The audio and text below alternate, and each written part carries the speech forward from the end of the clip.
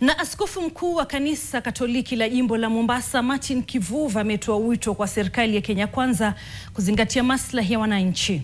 Akizungumza katika ibada ya mazishi huko Kangundo, kaunti ya Machakos, Askofu Kivuva ameeleza wasiwasi wake kuhusu kucheleweshwa kwa mageuzi katika tume huru ya uchaguzi na mipaka nchini IEBC, pamoja na changamoto katika sekta za afya na elimu.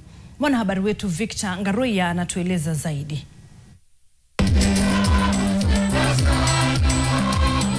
Ni katika ibada ya mazishi huko Kangundo, kaunti ya Machakos, ambapo askofu mkuu wa kanisa la Katoliki la Mombasa, Martin Kivuva Musonde, alichukua fursa hiyo kutoa wito kwa serikali kuu dhidi ya utoaji wa huduma bora kwa wananchi.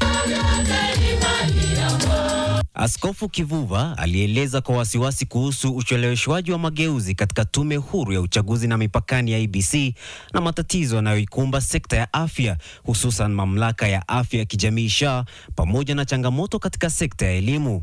IEBC kuna mpangilio wa kuiunda, hiyo ni hatua nzuri. Twashukuru.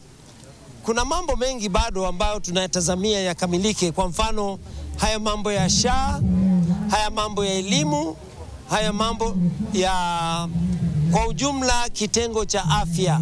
Watu wanateseka mahospitalini. Askofu Kivuva pia aliwahimiza viongozi wa kisiasa kuhakikisha kuwa vyama wanavyounda vileti mgawanyiko nchini. Sasa tunaona vyama vikiungana, vikisambaritana, vikiunganika tena.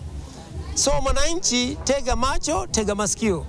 Lakini kumbuka, lazima tuangalie uongozi unaoleta uwiano, upendo na kurudisha nchi yetu katika hali ya kushirikiana. Pia alieleza hofu yake kuhusu ongezeko la visa vya ufisadi, utekaji nyara na uhalifu, huku akitaja kisa cha hivi majuzi ambapo wahalifu walionekana wakiwapora Wakenya wakati wa ziara ya Rais William Ruto. Kwa sababu tumeona barabara ya kuelekea Thika, magari yanaporwa, watu wanaporwa. Ni nani anayeunganisha vijana hawa kuonekana kama majambazi? Askofu Kivuva anaitaka serikali kuchukua hatua madhubuti ili kurejesha matumaini miongoni mwa Wakenya.